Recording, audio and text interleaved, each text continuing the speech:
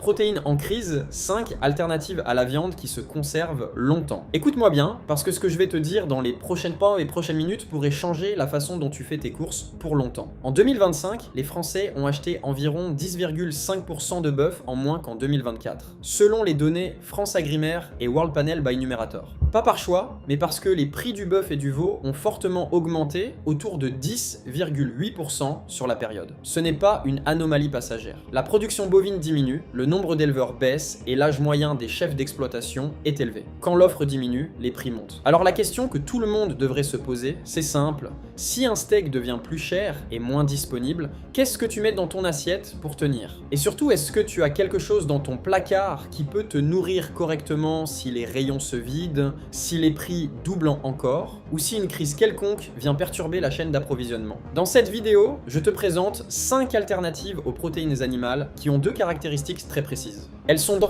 denses en protéines et elles peuvent se conserver au minimum 5 ans si tu les stockes correctement. Pas des gadgets, pas des tendances Instagram, des aliments solides, vérifiés, que tu peux acheter aujourd'hui, stocker chez toi et oublier jusqu'au jour où tu en as vraiment besoin. Reste jusqu'à la fin, parce que la numéro 5 a été qualifiée dès 1974 par l'ONU de meilleur aliment pour l'avenir de l'humanité et reconnue depuis 2005 par l'OMS comme un outil clé contre la malnutrition. Mais avant d'y aller, si ce contenu t'apporte de la valeur, laisse un j'aime, un boost, un commentaire et abonne-toi à la chaîne.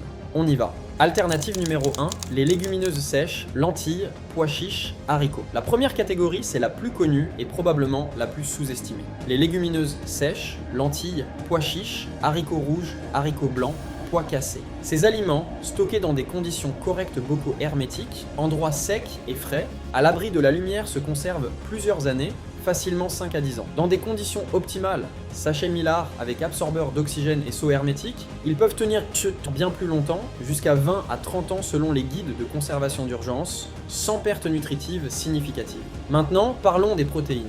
Les lentilles, c'est environ 25 grammes de protéines pour 100 grammes de produits secs.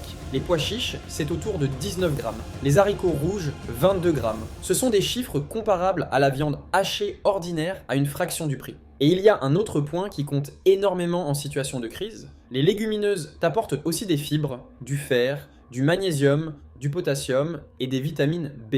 Ce n'est pas juste un substitut de protéines, c'est un aliment quasi complet. L'astuce de stockage. Si tu veux vraiment maximiser la durée de conservation, investis dans des sachets Mylar et des absorbeurs d'oxygène. Tu scelles tes légumineuses dedans, tu les places dans un seau hermétique, tu ranges dans un endroit frais et sombre. C'est le niveau supérieur du stockage alimentaire. Si tu veux la version simple, un bocal en verre avec joint hermétique dans un placard frais, c'est déjà largement suffisant pour 5 à 7 ans. Une chose à savoir, plus les légumineuses vieillissent, plus leur temps de cuisson augmente. Une astuce testée, ajoute une pincée de bicarbonate de soude dans l'eau de cuisson. Ça aide les haricots plus anciens à ramollir plus vite. Dernier point, et c'est important pour les préparateurs. Les légumineuses et les céréales forment ensemble ce qu'on appelle une protéine complète. Un bol de riz blanc, plus une portion de lentilles égale à un profil en acides aminés équivalent à celui de la viande. Cette combinaison, c'est ce que des milliards de personnes mangent depuis des millénaires. Pas par tendance, mais par nécessité. Et ça fonctionne. Alternative numéro 2, le lait en poudre. La deuxième alternative, c'est une que beaucoup de gens oublient dans leur liste de stock d'urgence. Pourtant, elle mérite une vraie place. Le lait en poudre, ou plus précisément le lait en poudre écrémé, est une source solide de protéines et de calcium. 100 g de lait en poudre écrémé contiennent environ 35 g de protéines. C'est extraordinairement dense. Sa durée de conservation, dans un contenant hermétique, à l'abri de la chaleur et de l'humidité, plusieurs années, souvent 5 à 10 ans ou plus pour la version écrémée bien conditionnée. Le lait entier se conserve moins longtemps à cause des graisses, préfère toujours l'écrémé pour le long terme. Une fois ouvert, consomme dans les 2 à 3 semaines. Pourquoi c'est utile en crise? Parce que le lait en poudre est polyvalent. Tu peux le reconstituer avec de l'eau pour le boire, mais tu peux aussi l'utiliser directement en cuisine, dans des bouillies, des sauces, des préparations cuites. Il t'apporte des protéines, du calcium et une certaine valeur calorique. 3 choses dont tu as besoin pour tenir sur la durée. Le stockage, boîte métallique hermétique ou contenant alimentaire scellé, endroit frais et sombre. Humidité égale à ennemi numéro 1. Une fois ouvert, consomme dans les 2 à 3 semaines. Alternative numéro 3, le beurre de cacahuète en poudre. Là, on entre dans un territoire moins connu et pourtant extrêmement intéressant. Le beurre de cacahuète en poudre. Pas le beurre de cacahuète classique en pot, bien que lui aussi soit utile, avec environ 2 ans de conservation en pot fermé. Je parle de la version en poudre, obtenue en extrayant la majeure partie de l'huile des cacahuètes avant de les broyer. Pourquoi cette version en poudre? Parce qu'une fois l'huile retirée, le produit est beaucoup plus stable dans le temps. Sa durée de conservation peut atteindre 4 à 5 ans en contenant hermétique, dans de bonnes conditions de stockage. C'est nettement plus long que le beurre de cacahuète classique, dont la graisse finit par rancir. En termes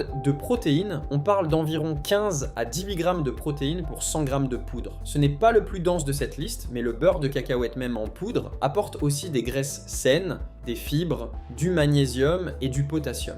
Et il a un avantage que les légumineuses n'ont pas. Il ne nécessite pas de cuisson. Tu le réhydrates avec un peu d'eau, tu obtiens une pâte que tu peux manger telle quelle, l'étaler, l'incorporer dans une préparation. En situation d'urgence, quand tu n'as pas forcément accès à une source de chaleur ou que tu veux quelque chose de rapide, c'est une ressource précieuse. Pour les familles avec des enfants, c'est particulièrement utile. Les enfants acceptent bien ce goût et ça t'offre une option protéinée sans cuisson. Le stockage, contenant hermétique, endroit sec et frais. Évite les variations de température importantes. Une fois ouvert, referme bien et consomme dans les 3 à 6 mois. Alternative numéro 4, les conserves de poisson.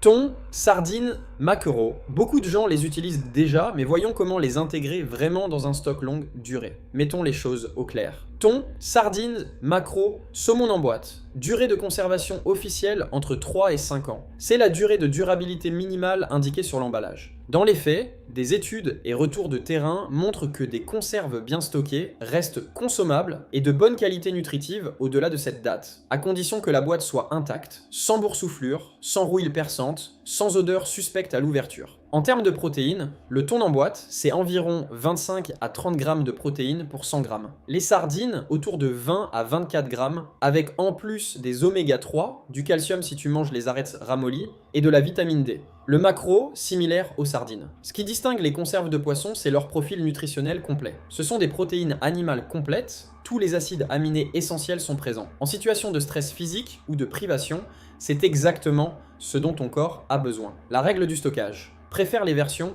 au naturel ou à l'huile d'olive, elles supportent mieux les variations de température que les versions en sauce. Range-les dans un endroit frais, à l'abri de la lumière et de l'humidité. Et applique la règle FIFO. Première entrée, première sortie. Tu consommes les plus anciennes en premier et tu les remplaces au fur et à mesure. L'autre avantage majeur, zéro cuisson nécessaire. Ouvre la boîte, mange. En situation de panne d'électricité, de perturbations graves, c'est un atout considérable. Une chose à surveiller. Pour le thon spécifiquement, les recommandations officielles conseillent de ne pas en consommer en quantité excessive sur le long terme à cause de la teneur en mercure, particulièrement pour les femmes enceintes et les jeunes enfants. Pour le stock d'urgence, varie les espèces. Mélange thon, sardines et maquereaux. La logique du stock. Si tu as une famille de 4 personnes, une boîte de thon ou de sardines par jour, en situation de crise, t'assure un apport protéique de base. 30 boîtes égale à un mois d'autonomie protéique. Ça tient dans un carton. Ça coûte moins de 40 à 60 € selon les produits. Réfléchis à ça. Alternative numéro 5, la spiruline séchée. Et on arrive à l'alternative numéro 5, celle dont je t'ai parlé au début, la spiruline séchée. En 1974, lors de la conférence alimentaire mondiale, l'ONU l'a qualifiée de meilleur aliment pour l'avenir de l'humanité. En 2005, l'OMS l'a reconnu officiellement comme un outil de lutte contre la malnutrition. Ce n'est pas un hashtag, c'est 50 ans de reconnaissance institutionnelle. La spiruline est une microalgue. Elle existe depuis des milliards d'années. Elle a été consommée par les civilisations aztèques et africaines pendant des siècles.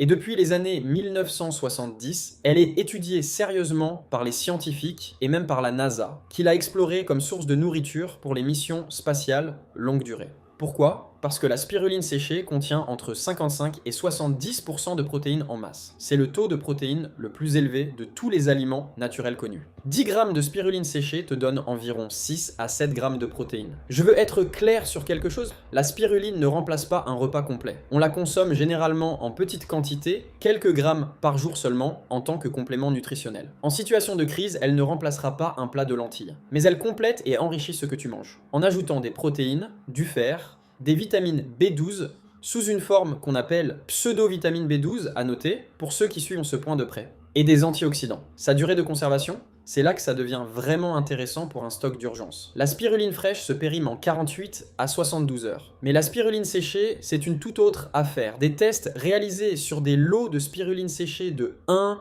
2 et 5 ans ont montré une différence infime dans les qualités nutritionnelles selon le producteur français Solis Culturae. Les emballages affichent généralement une DDM, date de durabilité minimale à 2 ans. Mais cette date est indicative, pas une date limite de consommation. À l'abri de la lumière et de l'humidité, dans un emballage hermétique non ouvert, la spiruline séchée se conserve bien au-delà de 5 ans sans perte nutritive significative. Comment la stocker? Dans son emballage d'origine hermétique, dans un endroit sombre, frais et sec. Une fois ouvert, referme bien et consomme dans les 6 mois maximum. Comment l'utiliser en pratique? Tu l'incorpores dans de l'eau, dans une soupe, dans un riz, dans n'importe quelle préparation. Le goût est prononcé, certains l'aiment, d'autres pas. Mais dans une soupe de lentilles ou un plat de riz, quelques grammes se fondent dans la masse. Un format à privilégier pour le stock. Les comprimés ou poudres en grand conditionnement, hermétiques, dans des pots en verre ou des emballages sous vide. Voilà les 5 alternatives. Faisons le point rapidement. 1. Légumineuses sèches, plusieurs années, jusqu'à 10 plus en normal, bien plus en optimal, 19 à 25 grammes de protéines,